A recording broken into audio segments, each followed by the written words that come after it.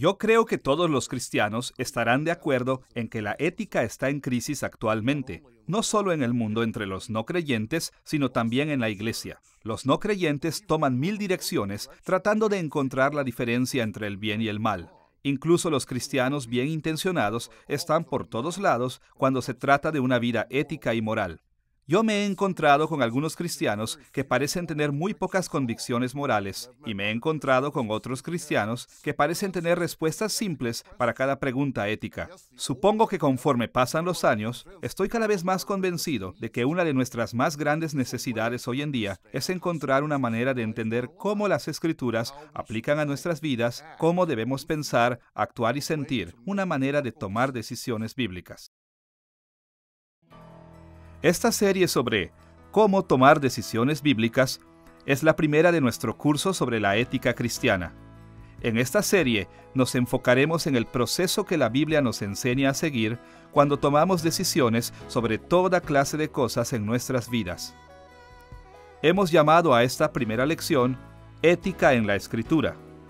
Presentaremos esta serie primero estableciendo una definición bíblica de ética cristiana. Después, examinando el criterio tripartito bíblico de las buenas obras. Y finalmente, sugiriendo los contornos básicos de un proceso tripartito bíblico para tomar decisiones éticas. Comencemos definiendo el concepto de ética cristiana.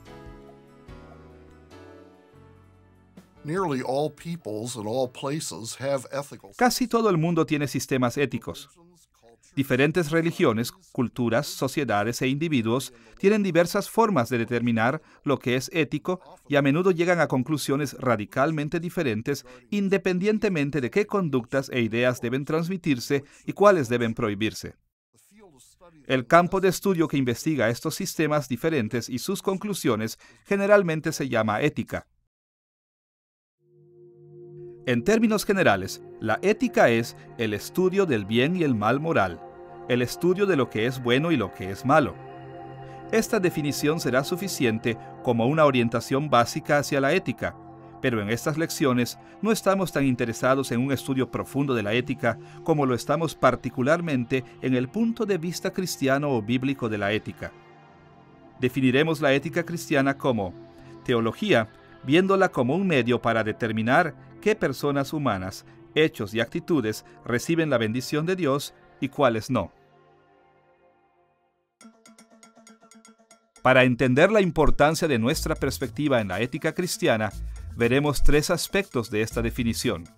Primero, notaremos cómo atrae la atención a Dios y sus bendiciones. Segundo, veremos todo lo que abarca la ética cristiana. Y tercero, tomaremos nota de cómo la ética cristiana va más allá de los simples hechos. Considere primero cómo nuestra definición se enfoca en la ética como algo de Dios y sus bendiciones. A diferencia de muchos otros sistemas éticos, nuestra definición se enfoca en Dios y su bendición, en lugar de usar términos como el bien y el mal o correcto e incorrecto. Aquellas cosas que reciben la bendición de Dios son buenas y correctas, mientras que aquellas cosas que no reciben su bendición son malas y están equivocadas. ¿Pero qué nos hace enfocarnos en Dios y su bendición de esta manera? Al enfocarnos en Dios y su bendición de esta manera, queremos decir 2 cosas. Primero, la naturaleza de Dios es la norma de moralidad. Y segundo, las acciones de Dios demuestran la norma de moralidad. Analicemos estas 2 ideas por un momento más detalladamente. Primero, afirmamos que Dios es la norma definitiva del bien y el mal, de lo correcto e incorrecto. Al decir esto, negamos que la moralidad definitiva sea una norma fuera de Dios, a la que incluso Él debiera cumplir si fuera considerado bueno. Por el contrario, afirmamos que Dios no se somete a ninguna norma fuera de Él y que todo lo que está de acuerdo con su carácter es bueno y correcto, mientras que todo lo demás es malo e incorrecto. Considere estas ideas a la luz de las enseñanzas de Juan en 1 de Juan capítulo 1, versículos 5 al 7. Este es el mensaje que hemos oído de Él y os anunciamos. Dios es luz, y no hay ningunas tinieblas en Él. Si decimos que tenemos comunión con Él y andamos en tinieblas, mentimos y no practicamos la verdad. Pero si andamos en luz, como Él está en luz, tenemos comunión unos con otros, y la sangre de Jesucristo su Hijo nos limpia de todo pecado. Esta metáfora de que Dios es luz es principalmente una evaluación moral. La oscuridad es símbolo de pecado y mentiras, y la luz de la verdad y pureza del pecado. Es un cuadro de Dios perfectamente libre del pecado en su misma naturaleza, y es una descripción del pecado como aquello que está fuera de la naturaleza de Dios. A la luz de este pasaje y otros como este, estamos obligados a ver la naturaleza de Dios como la norma y modelo de bondad y rectitud, y por las mismas razones estamos obligados a condenar como pecadoras, malas e incorrectas aquellas cosas que se oponen a su naturaleza. La segunda cosa que queremos decir al enfocarnos en Dios y su bendición es que las acciones de Dios manifiestan la norma de moralidad.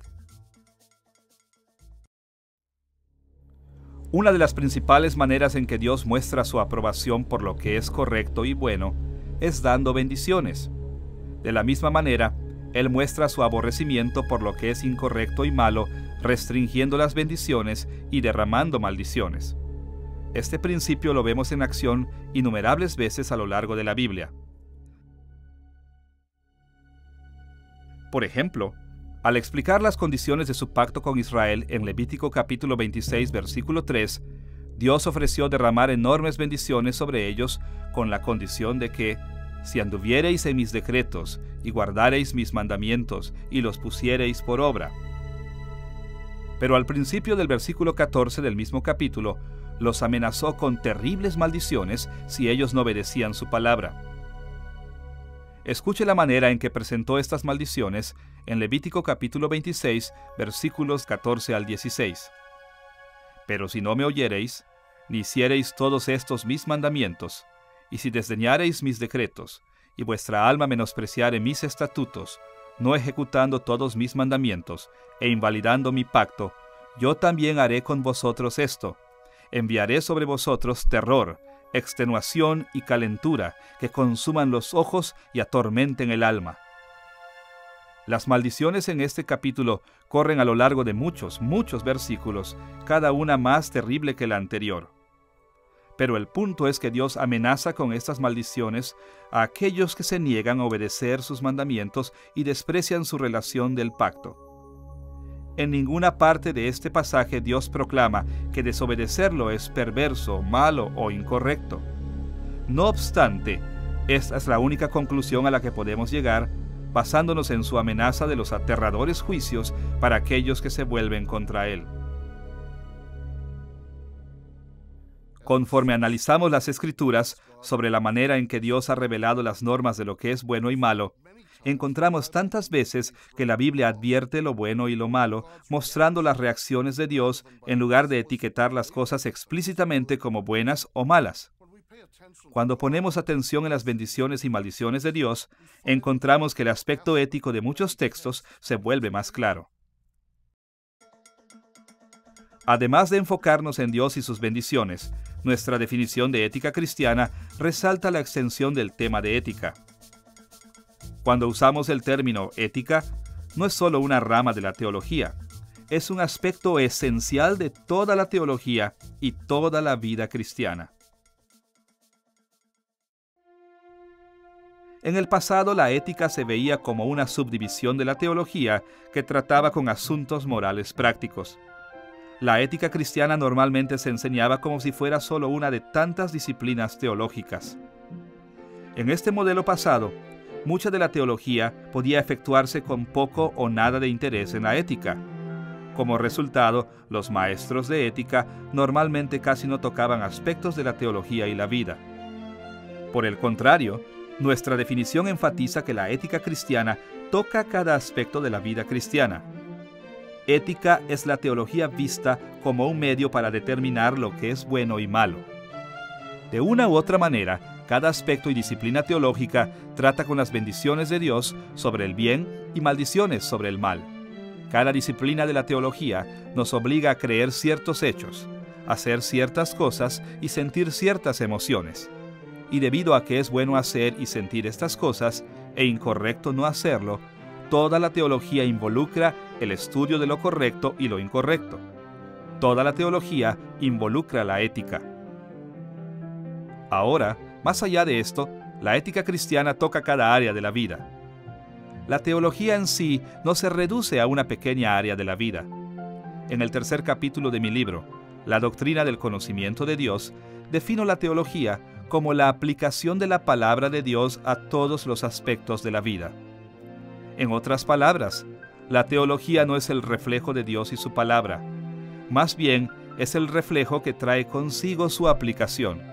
Nada está fuera de las normas morales de Dios. Considere este punto de vista sobre la ética y la teología a la luz de 2 de Timoteo capítulo 3, versículos 16 y 17. Toda la Escritura es inspirada por Dios y útil para enseñar, para redarguir, para corregir, para instruir en justicia, a fin de que el hombre de Dios sea perfecto, enteramente preparado para toda buena obra. Enseñar, redarguir, corregir e instruir resumen la manera en que aplicamos las Escrituras a nuestras vidas. Podríamos interpretar este versículo como: toda la Escritura es útil para la teología, la cual prepara al hombre de Dios para hacer lo que es moralmente correcto en cada parte de su vida. En pocas palabras, la ética cristiana toca cada área de la vida. Además de enfocarnos en todo lo que abarca el tema de la ética, nuestra definición no solo se refiere a la conducta, como es común en muchos sistemas éticos, sino también a las actitudes y naturaleza de cada individuo. Nuestra definición de la ética cristiana describe cuáles son las acciones y actitudes de los seres humanos que reciben bendiciones de Dios y cuáles no. Las normas morales de Dios son las que nos dan responsabilidad en nuestras acciones, en los pensamientos e inclinaciones de nuestro corazón y en nuestra misma naturaleza. Ahora podemos decir con certeza que la Biblia enfatiza la buena conducta. Y generalmente, para la mayoría de las personas, es obvio que las acciones pueden ser propiamente consideradas buenas o malas, para no tomar mucho tiempo explicando la razón de incluir la conducta en esta definición. Pero también debemos recordar que las Escrituras ven las actitudes como moralmente buenas o malas. Muchos creyentes bien intencionados piensan que nuestras actitudes y emociones son amorales, esto es, que no son ni buenas ni malas. Pero las Escrituras muestran una y otra vez que nuestros sentimientos pueden declararse como moralmente buenos o denunciarse como moralmente malos. Puesto que la Biblia enseña a los cristianos a conformar cada aspecto de sus vidas y de su ser a las normas morales de Dios, la ética cristiana no solo debe dirigirse a la conducta, sino también a las emociones, orientaciones, predilecciones, inclinaciones, preferencias, pensamientos, imaginaciones, creencias y a nuestra propia naturaleza. Por ejemplo, en Mateo capítulo 5, versículo 22, Jesús enseñó que cualquiera que se enoje contra su hermano será culpable de juicio. Y en Mateo capítulo 5, versículo 28 agregó que cualquiera que mira a una mujer para codiciarla ya adulteró con ella en su corazón. En ambos casos, Jesús condenó como pecadoras las emociones y actitudes del corazón, independientemente de que éstas motivaran a la persona a actuar. De hecho, Él enseñó que estas actitudes violaban los mismos mandamientos que prohíben las acciones pecaminosas. También considere la manera en la que describe el corazón humano en Marcos capítulo 7, versículos 21 al 23. Porque de dentro del corazón de los hombres salen los malos pensamientos, los adulterios, las fornicaciones, los homicidios, los hurtos, las avaricias, las maldades, el engaño, la lascivia, la envidia, la maledicencia, la soberbia, la insensatez. Todas estas maldades de dentro salen. Las actitudes malas no solo son moralmente incorrectas en sí mismas, también son la raíz de acciones malas. Siguiendo las Escrituras, También hablaremos de personas moralmente buenas y malas. Y la conducta mala fluye de un corazón malo. Un corazón malo fluye de una naturaleza mala. Por esta razón, si debemos agradar a Dios, no es suficiente que nuestras acciones y actitudes sean moralmente buenas. También debemos ser esencialmente personas buenas. Debemos tener una buena naturaleza. Las Escrituras se dirigen a este aspecto de nuestro ser en Romanos capítulo 8, versículos 5 al 9, donde Pablo escribió: Porque los que son de la carne piensan en las cosas de la carne, pero los que son del Espíritu, en las cosas del Espíritu. Los designios de la carne son enemistad contra Dios, porque no se sujetan a la ley de Dios, ni tampoco pueden. Mas vosotros no vivís según la carne, sino según el Espíritu, si es que el Espíritu de Dios mora en vosotros. Abreviando, todos los no creyentes que viven según la carne tienen una naturaleza mala y por consiguiente sus acciones y actitudes también son malas. Pablo identificó la naturaleza caída como la fuente de una mente que es hostil ante Dios y que no puede ni se somete a la ley de Dios. A diferencia de los no creyentes, los creyentes tenemos la presencia del Espíritu Santo, y cuando él escribió de aquellos que viven de acuerdo con el Espíritu, se refirió a los creyentes con una naturaleza nueva porque tienen la presencia del Espíritu Santo. Esto significa que los creyentes tienen un antídoto contra la naturaleza caída y poseen la habilidad de someterse a las normas de ética de Dios. Así que, cuando hablamos de ética cristiana como teología viéndola como un medio para determinar qué personas humanas, hechos y actitudes reciben la bendición de Dios y cuáles no, queremos decir por lo menos tres cosas. Primero, Dios mismo es la norma de ética. Solamente Él es la regla por la que el bien y el mal son medidos.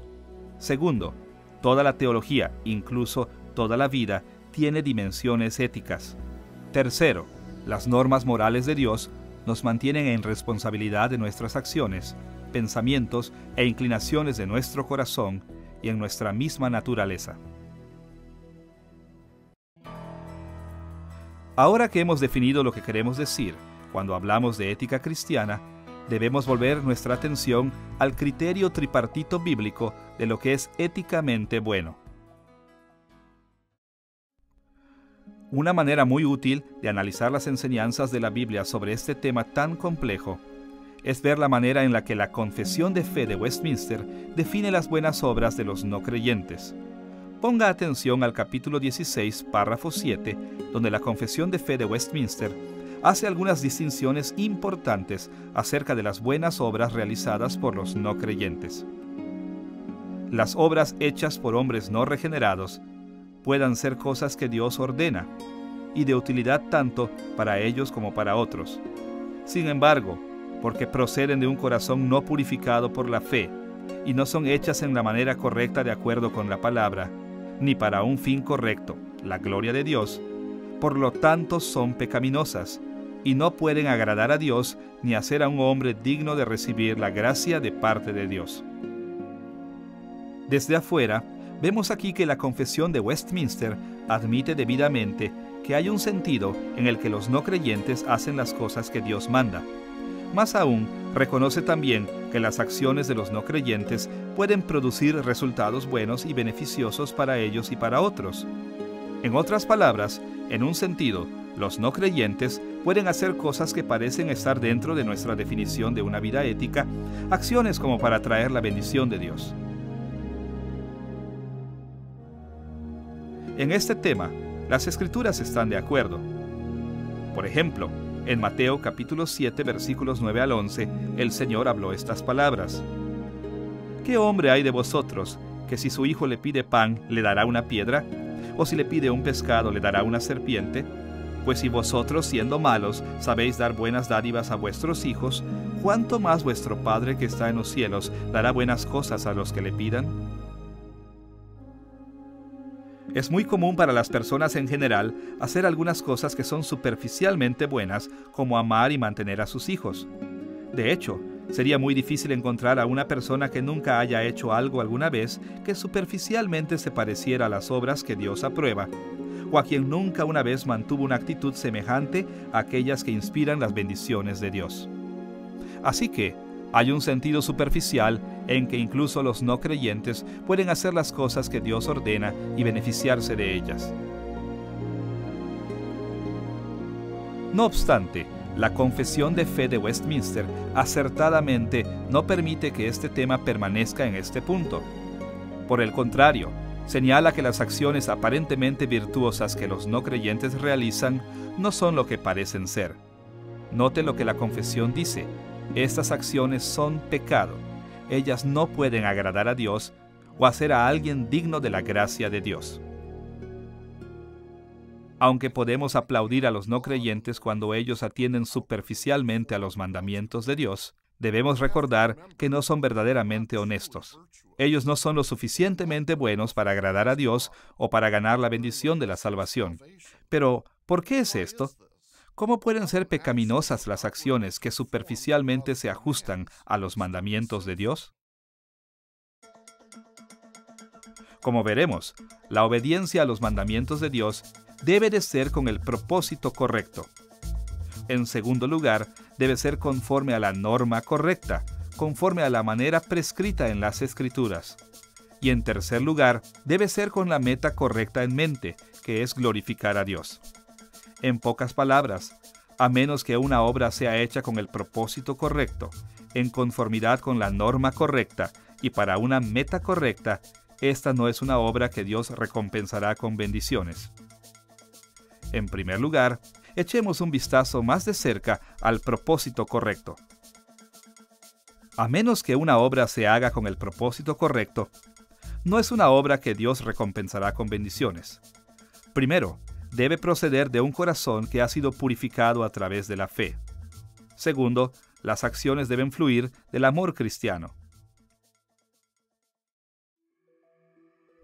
En las palabras de la Confesión de Fe de Westminster, las obras que proceden de un corazón no purificado por la fe son pecado y no pueden agradar a Dios.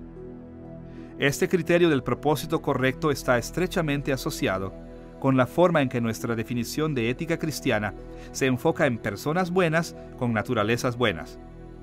Como ya hemos dicho, solo los creyentes que han sido llenos del Espíritu Santo pueden hacer obras que Dios recompensa con bendiciones. Una razón para esto es que solo los creyentes tienen corazones que han sido purificados por la fe. Aquí la confesión está hablando de Dios, dador de fe salvadora, que permanece y crece dentro de los creyentes. Es el medio de purificación a través del cual los creyentes reciben nuevas y buenas naturalezas, y motiva a los creyentes propiamente para hacer buenas obras. Como Santiago escribió en el capítulo 2, versículos 14 al 20. ¿De qué aprovechará si alguno dice que tiene fe y no tiene obras? ¿Podrá la fe salvarle? La fe si no tiene obras es muerta. ¿Mas quieres saber que la fe sin obras es muerta? El tipo de fe que purifica el corazón, el tipo de fe que salva, es el tipo de fe que motiva las buenas obras. Esta es la fe que pertenece a los creyentes y solo a los creyentes. Escuche la manera en que el autor de Hebreos marca este punto en Hebreos capítulo 11, versículo 6. Pero sin fe es imposible agradar a Dios, porque es necesario que el que se acerca a Dios crea que le hay y que es galardonador de los que le buscan. A menos que nuestros esfuerzos por buscar las bendiciones de Dios estén basados en la fe, no podemos agradar a Dios y por consiguiente no pueden ser recompensados por Él. En otras palabras, sin la fe como uno de nuestros propósitos, nosotros no podemos hacer buenas obras. La afirmación de Pablo de esta doctrina es quizás la más clara y más precisa en todas las Escrituras. En Romanos capítulo 14, versículo 23, él escribió: todo lo que no proviene de fe es pecado. Las acciones deben fluir de la fe salvadora si se quiere agradar a Dios con ellas como buenas obras. Además de la necesidad de la fe salvadora, las Escrituras enfatizan también el tema del propósito apropiado al enfocarse tanto en el amor cristiano. Considere que en 1 Corintios capítulo 13, Pablo enseñó que nuestras obras son inútiles si éstas no son motivadas por el amor. En los versículos 1 al 3, él escribió: Si yo hablase lenguas humanas y angélicas, y no tengo amor, vengo a ser como metal que resuena, o címbalo que retiñe. Y si tuviese profecía, y entendiese todos los misterios y toda ciencia, y si tuviese toda la fe, de tal manera que trasladase los montes, y no tengo amor, nada soy. Y si repartiese todos mis bienes para dar de comer a los pobres, y si entregase mi cuerpo para ser quemado, y no tengo amor, de nada me sirve. Las obras, e incluso los dones espirituales, que producen resultados benéficos, no merecen ninguna recompensa si estos no son motivados por el amor. Y como ya hemos visto, las cosas que no merecen ninguna recompensa no son buenas a los ojos de Dios. También vemos esta preocupación en la manera en que Jesús resumió la revelación de Dios en las Escrituras, en Mateo capítulo 22, versículos 37 al 40. Amarás al Señor tu Dios con todo tu corazón, y con toda tu alma, y con toda tu mente. Este es el primero y grande mandamiento. Y el segundo es semejante: amarás a tu prójimo como a ti mismo. De estos dos mandamientos depende toda la ley y los profetas. Rechazar la ley de Dios es rechazarlo a Él, que se ofrece a nosotros en una relación de pacto. Y desobedecer su ley es pecar. Aquí Jesús nos enseña que la propia ley y el resto del Antiguo Testamento también requieren, sobre todas las cosas, que amemos al Señor y a nuestro prójimo.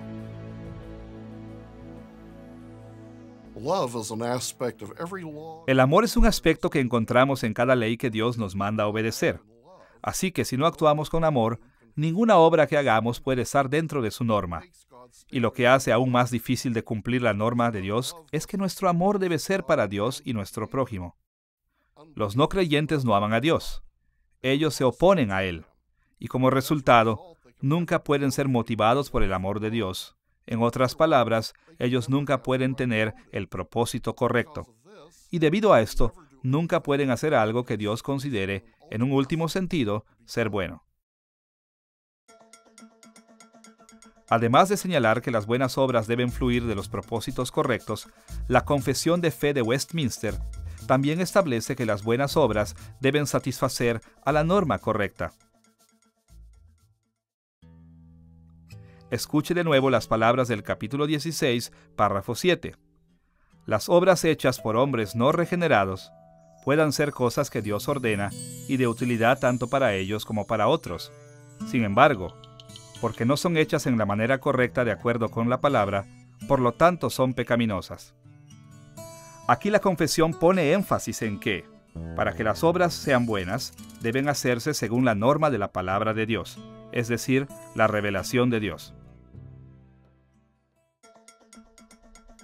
Para presentar nuestro análisis de la norma correcta, mencionaremos tres temas. Primero, los mandamientos de las Escrituras.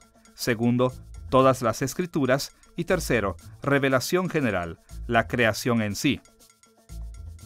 En primer lugar, todos los mandamientos de las Escrituras están diseñados para guiarnos. Escuche cómo Juan resumió esta idea en 1 de Juan capítulo 3, versículo 4. Todo aquel que comete pecado, infringe también la ley, pues el pecado es infracción de la ley. Note lo que Juan no dijo. Él no enseñó simplemente que todos los que cometemos desobediencia cometemos pecado, como si la desobediencia fuera solamente uno de muchos tipos de pecado. En cambio, él dijo que todos los que pecan son culpables de desobediencia, manifestando que todo pecado trae consigo desobediencia. Todo pecado viola la ley de Dios. Aquí las palabras de Juan son categóricas y consignan la importancia de la norma apropiada en los términos más fuertes posibles. Pero hoy debemos aceptar que incluso muchos cristianos piensan que es posible que algunas violaciones de la ley de Dios no son pecado. Ciertos mandamientos de Dios pueden ser ignorados. Bien, Santiago se enfocó en este tema en el capítulo 2, versículos 9 y 10 de su carta. Pero si hacéis acepción de personas, cometéis pecado, y quedáis convictos por la ley como transgresores, porque cualquiera que guardare toda la ley, pero ofendiere en un punto, se hace culpable de todos. Claramente algunas violaciones de la ley son pecado, como mostrar favoritismo, tal como Santiago lo mencionó. Pero Santiago entonces siguió diciendo que violar cualquier mandato de la ley significaba violar todos los mandatos de la ley.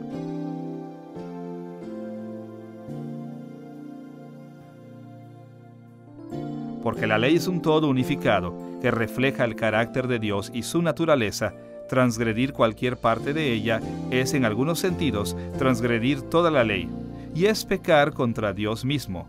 Por consiguiente, si cualquier violación de la ley es pecado, todas las violaciones de la ley son pecado. Ahora, nosotros analizaremos más profundamente este tema en lecciones futuras. Pero en principio debemos hacer aquí una firme distinción entre la ley de Dios y su aplicación. Desde una perspectiva bíblica, cada ley está enlazada firmemente en los seguidores de Cristo. Pero el proceso de aplicación es complejo. Tan complejo que la obediencia en una situación puede parecer muy diferente de la obediencia en otra situación. Ahora nosotros debemos hacer énfasis en que no estamos defendiendo el relativismo. No es verdad que la Biblia significa cosas diferentes para diferentes personas y que todos estos significados son igualmente válidos. Al contrario, la Biblia significa lo que Dios dice que significa, lo que sus autores originales quisieron que significara. La palabra de Dios es nuestra norma obligatoria y no podemos alejarnos de ella. Por consiguiente, tenemos argumentos para decir que todas las buenas obras deben concordar con la norma de ley bíblica. En segundo lugar, la norma apropiada requiere sumisión a la Biblia entera. La Confesión de Fe de Westminster no dice solamente que la ley de Dios es un criterio de todas las buenas obras, sino que la palabra de Dios es en su totalidad un criterio de buenas obras. Es decir, las buenas obras deben hacerse conforme a la enseñanza de toda la revelación sobre todas las Escrituras, incluso de acuerdo a esos segmentos que no son formalmente parte de la ley. Por ejemplo, considere que incluso la propia ley recurre a otras porciones de las Escrituras como base para sus mandamientos. Por ejemplo, en los 10 mandamientos, el mandamiento sabático apela a la creación como la base de su autoridad. En Éxodo capítulo 20, versículos 9 al 11, leemos: 6 días trabajarás y harás toda tu obra, mas el séptimo día es reposo para Jehová tu Dios. Porque en 6 días hizo Jehová los cielos y la tierra, el mar y todas las cosas que en ellos hay, y reposó en el séptimo día. Por tanto, Jehová bendijo el día de reposo y lo santificó. En este punto, los mismos 10 mandamientos establecen su autoridad moral en las implicaciones morales de la creación. Jesús hizo algo similar cuando defendió la tan llamada ruptura del Sabbat por los discípulos basándose en la conducta de David. Escuche la forma en la que respondió a los fariseos en Mateo capítulo 12, versículos 3 al 4. ¿No habéis leído lo que hizo David cuando él y los que con él estaban tuvieron hambre? Cómo entró en la casa de Dios y comió los panes de la proposición, que no les era lícito comer ni a él ni a los que con él estaban, sino solamente a los sacerdotes? Jesús aprobó las acciones de David y extrajo una aplicación moral de ellas. Incluso hizo esto a pesar de que este hecho no era parte del código legal. Así que vemos que en la Biblia no solo es la ley tratada como la norma para las buenas obras, también están las otras porciones. Pero esto no debe parecernos extraño. Después de todo, anteriormente en esta lección leímos en 2 de Timoteo, capítulo 3, versículos 16 y 17, toda la Escritura es inspirada por Dios, y útil para enseñar, para redarguir, para corregir, para instruir en justicia, a fin de que el hombre de Dios sea perfecto, enteramente preparado para toda buena obra. Pablo no limitó los aspectos morales de las Escrituras a las partes que contienen mandamientos y códigos legales. Más bien, insistió en que todas las Escrituras eran útiles para la instrucción ética, que todas las Escrituras ponen demandas morales en nosotros. Por consiguiente, si nuestras acciones han de ser moralmente buenas, deben de satisfacer las normas de todas las Escrituras. Pero también hemos dicho que la palabra de Dios es aún más amplia que las Escrituras. En un sentido muy importante, la revelación de Dios en la propia creación es parte de su palabra. Así que la revelación de Dios dada a través de la creación, que es normalmente llamada revelación general, también es parte de la norma para las buenas obras. Uno de los lugares más claros en el que nosotros encontramos esta idea en las Escrituras es en Romanos capítulo 1, versículo 20. Allí Pablo escribió: «Porque las cosas invisibles de Él, Dios, su eterno poder y deidad, se hacen claramente visibles desde la creación del mundo, siendo entendidas por medio de las cosas hechas, de modo que no tienen excusa». Pablo va entonces más allá para sostener que, a pesar de lo que los hombres sepan sobre las normas morales de Dios por medio de la revelación general, ellos prefieren pecar. Pero el punto es este: las acciones de los hombres están condenadas porque violan las normas reveladas por la revelación general de Dios. O para explicarlo en los términos que hemos estado usando, la revelación general es parte de la palabra de Dios y parte del criterio al que las buenas obras deben ajustarse. Así que, para recapitular lo que hemos dicho, las Escrituras enseñan que las buenas obras deben ajustarse a la palabra de Dios como se revela en la ley, a lo largo de las Escrituras y en la creación. Además de necesitar la motivación correcta y ajustarse a la norma de la palabra de Dios, todas las buenas obras deben tener el fin o meta correctos. Ahora, las buenas obras pueden tener un sinnúmero de metas inmediatas. Por ejemplo, cuando los padres ganan el dinero para pagar por la comida, casa y vestido, su meta inmediata es apoyar a ellos y sus familias. Esta es una buena meta y admirable, pero en nuestro estudio de ética estamos más interesados en la meta final de las obras que las personas hacen. Si nuestras obras son para agradar a Dios, las metas inmediatas como cuidar a nuestras familias, obedecer a nuestros padres, guardar el Sabbat y cosas así, deben de ser parte de un cuadro más grande.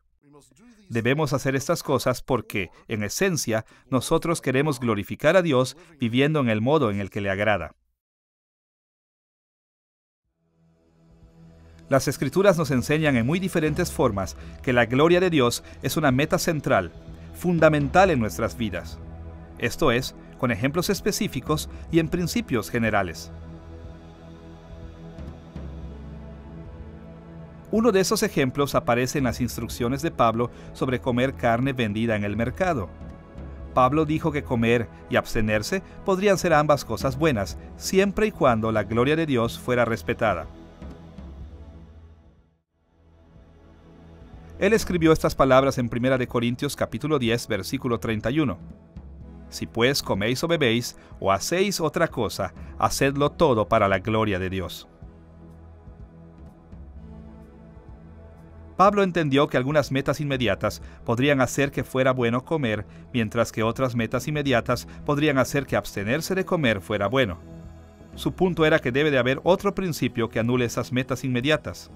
Esto es, preocuparse por la gloria de Dios, y que, a menos que esta meta última esté a la vista, ni comer ni abstenerse podrían ser considerados buenos.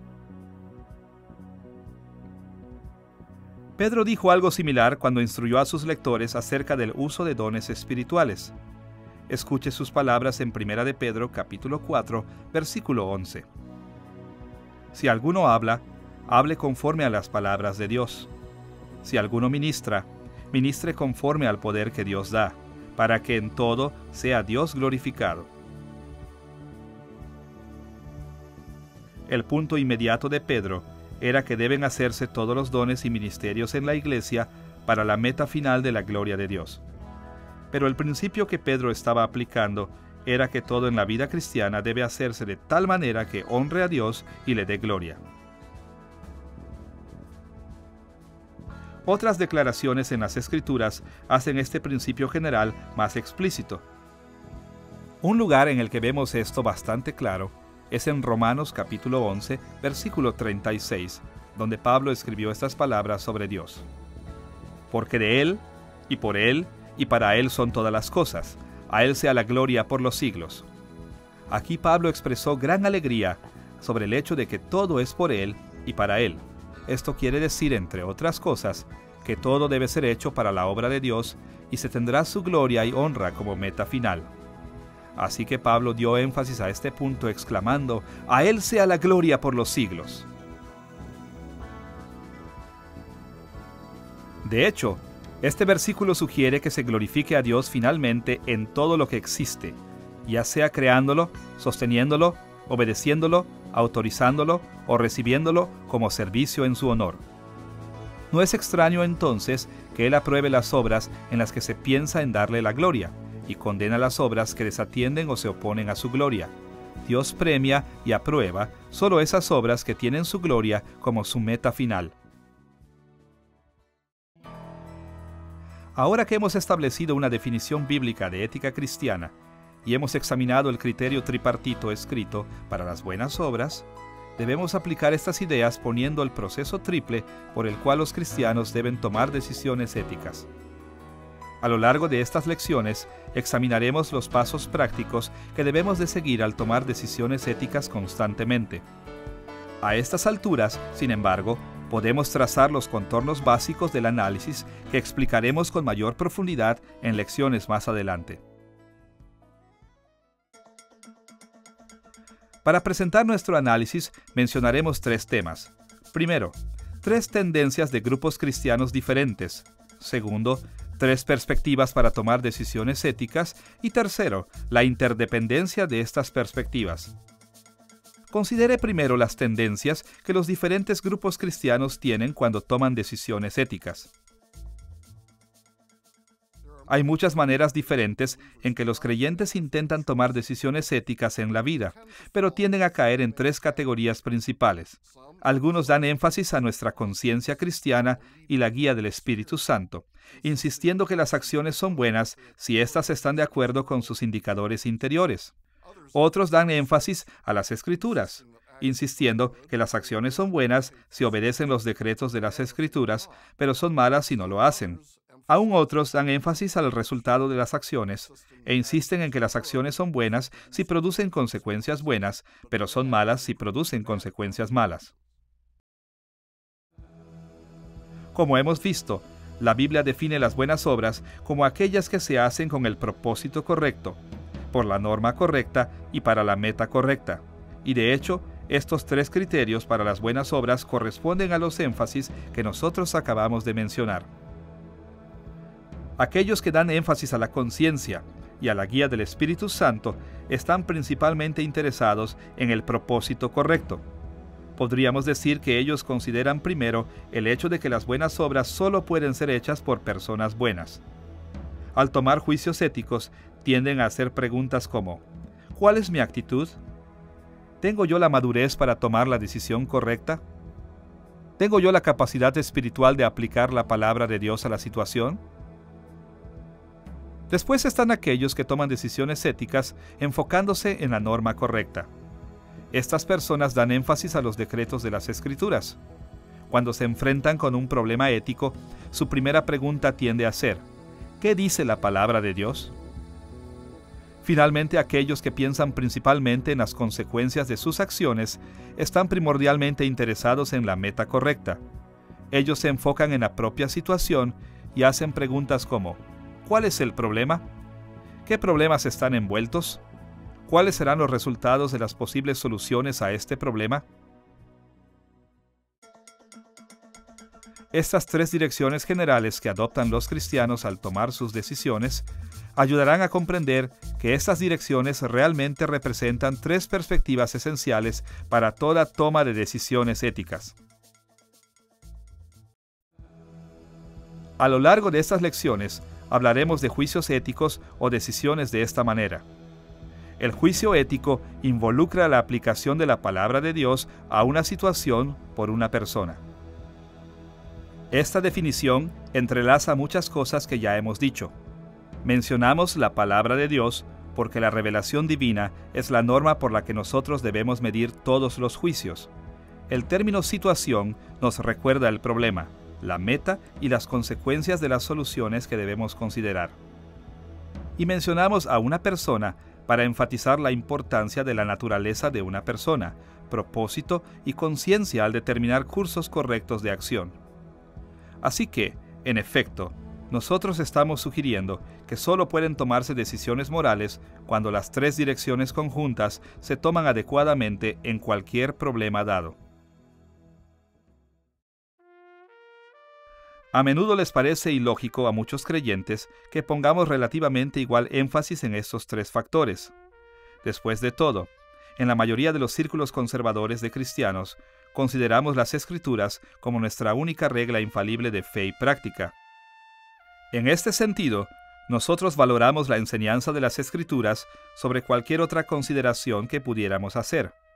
Es más, ayuda a ver que si somos bíblicos en nuestro acercamiento a la ética y si seguimos las Escrituras como nuestra única regla infalible, entonces veremos que la misma Biblia nos enseña no solo a considerar la palabra de Dios, sino también la situación y a la persona cuando vemos todo el proceso del análisis de ética.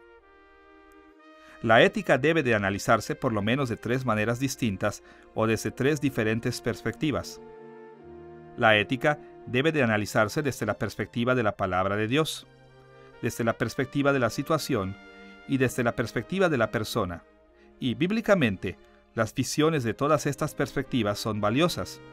Por consiguiente, el mejor acercamiento es hacer ética desde las tres perspectivas y permitir que las características de cada perspectiva informen e influyan en las características de las otras. Hablaremos de tres perspectivas o acercamientos hacia cada juicio ético. La perspectiva situacional también es llamada en esta serie de lecciones la perspectiva circunstancial, la perspectiva normativa y la perspectiva existencial.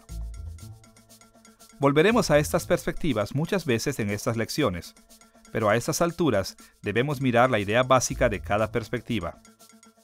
Cuando nuestras preguntas éticas se enfocan en los problemas mismos, en las consecuencias de las acciones o en las metas, nosotros estamos haciendo ética desde la perspectiva circunstancial.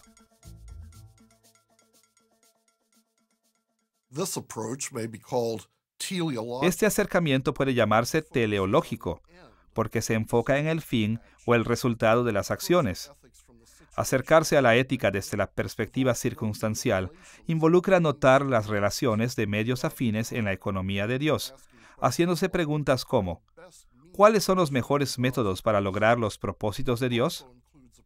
También incluye apelaciones a una conducta moral basada en el ejemplo anterior de Dios, Jesús y otros personajes moralmente buenos en las Escrituras.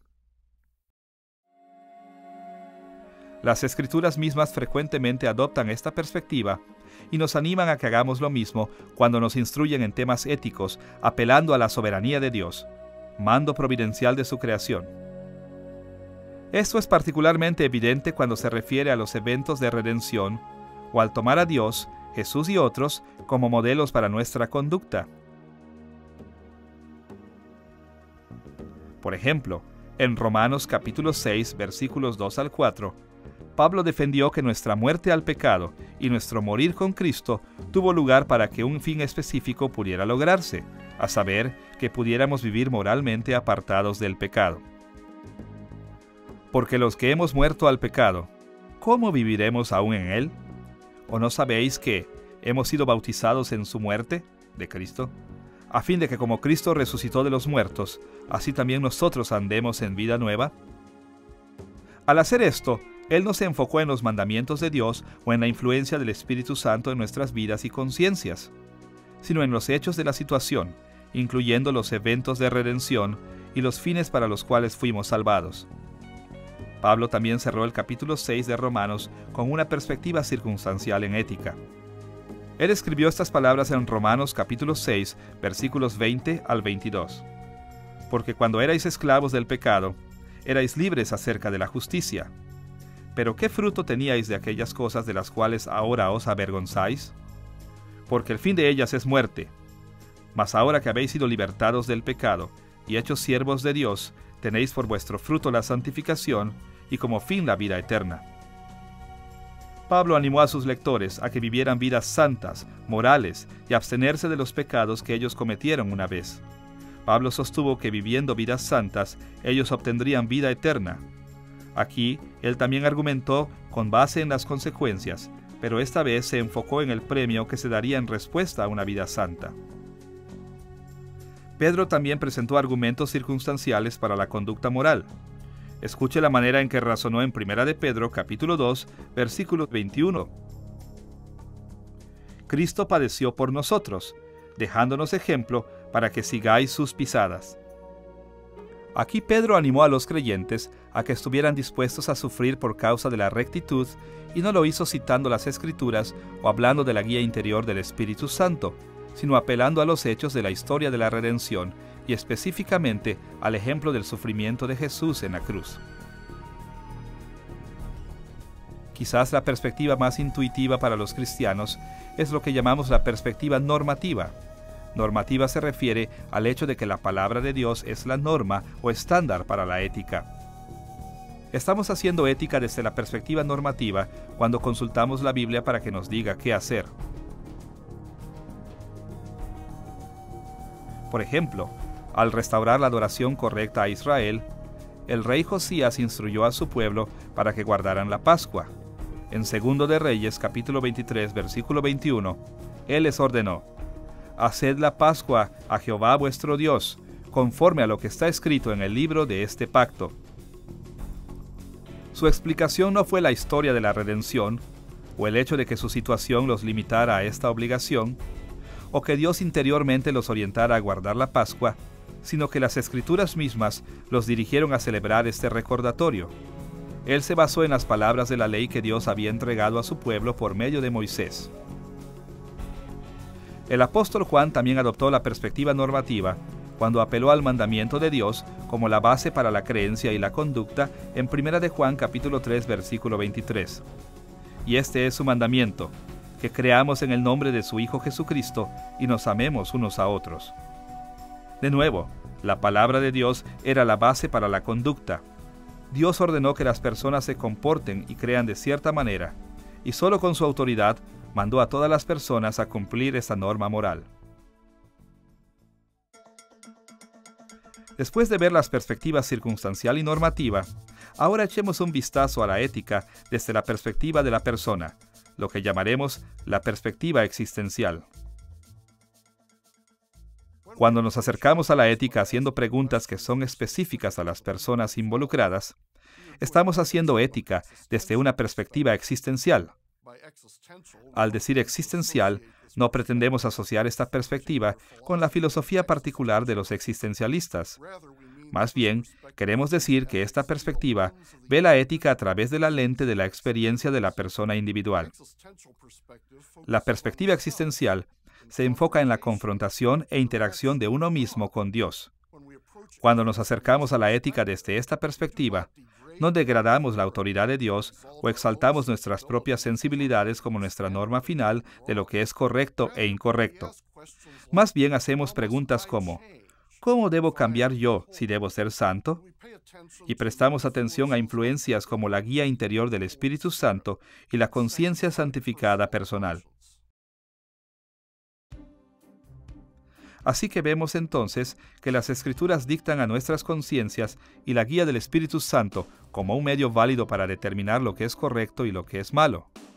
Junto con las perspectivas circunstancial y normativa, la perspectiva existencial es una herramienta necesaria para cuando buscamos hacer juicios éticos.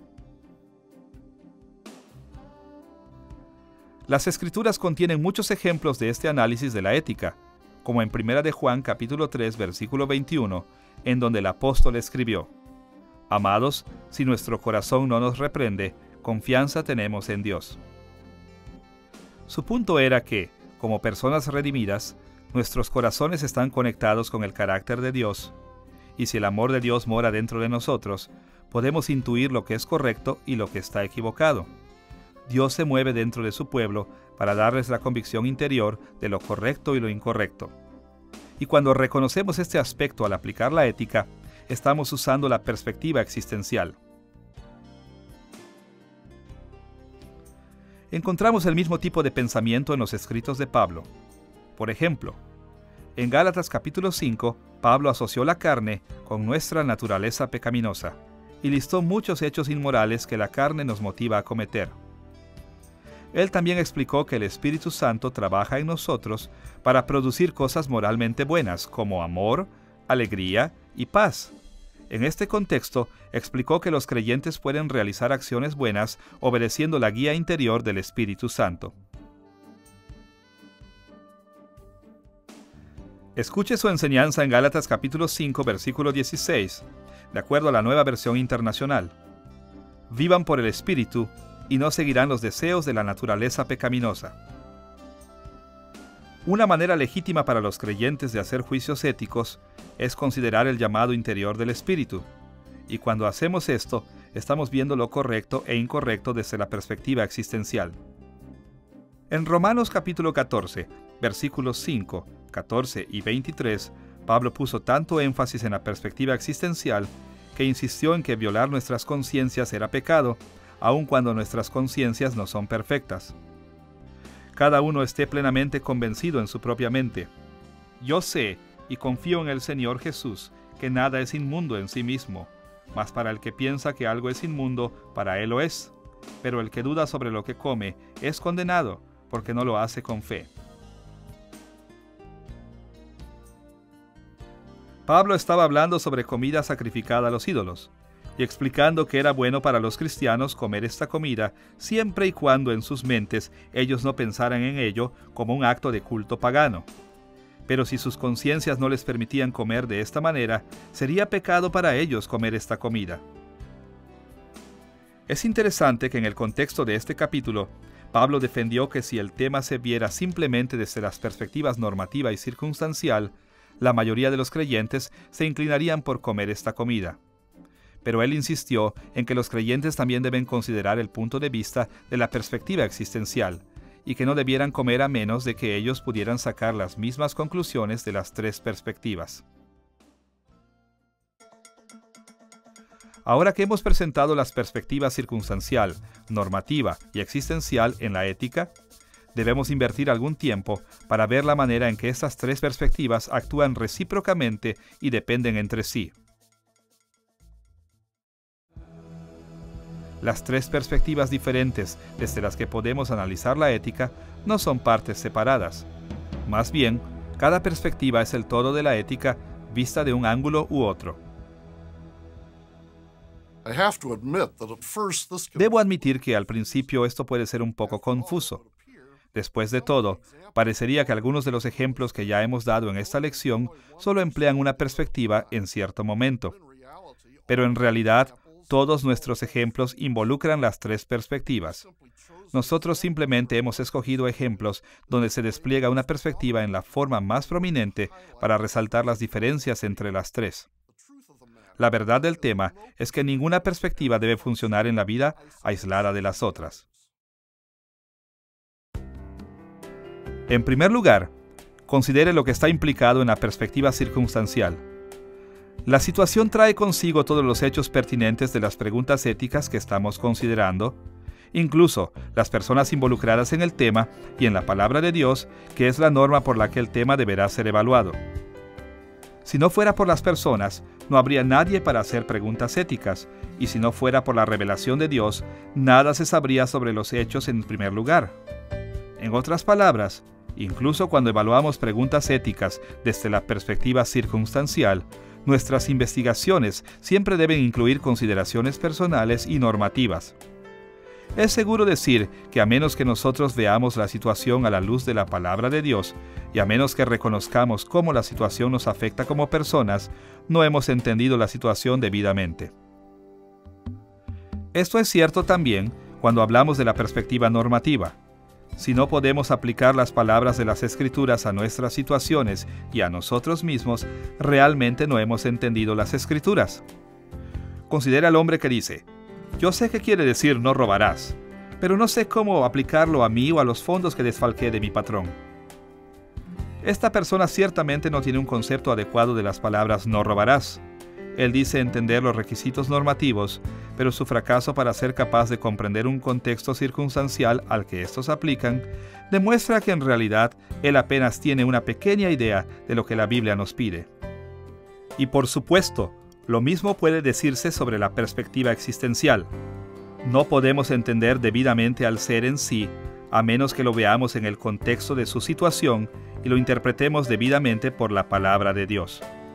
Nuestras conciencias deben estar guiadas por las Escrituras si queremos intuir correctamente, y también debemos saber los hechos de una situación antes de que nuestra conciencia pueda señalar nuestras responsabilidades debidamente. Así entonces, cada perspectiva necesita considerar a las otras. Si nosotros aplicamos cualquier perspectiva perfectamente, nos mostrará todas las mismas características internas que podemos obtener de las otras dos. El problema es que no somos seres humanos perfectos, con visión perfecta de las características interiores. Por esta razón, normalmente no vemos muy claramente problemas existenciales y circunstanciales cuando nos acercamos a temas desde un punto de vista exclusivamente normativo.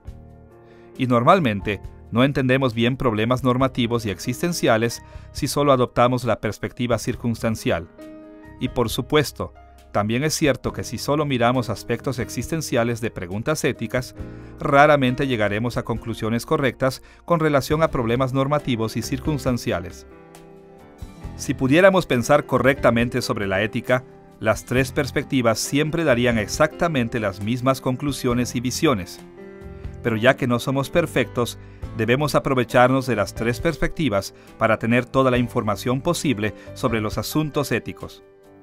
Usando las tres perspectivas, podemos proporcionarnos los controles y equilibrios para las características de cualquiera de las perspectivas. En esta lección hemos presentado el tema de la ética cristiana, definiéndola como el todo de la teología, visto desde sus aspectos éticos. También hemos explicado el criterio tripartito de la Biblia para las buenas obras. Finalmente, hemos sugerido un modelo bíblico para tomar decisiones éticas que tomen en cuenta los beneficios de dar énfasis y equilibrar las perspectivas normativa, circunstancial y existencial. Making biblical decisions in the modern world can be extremely challenging. Tomar decisiones bíblicas en el mundo moderno es sumamente desafiante.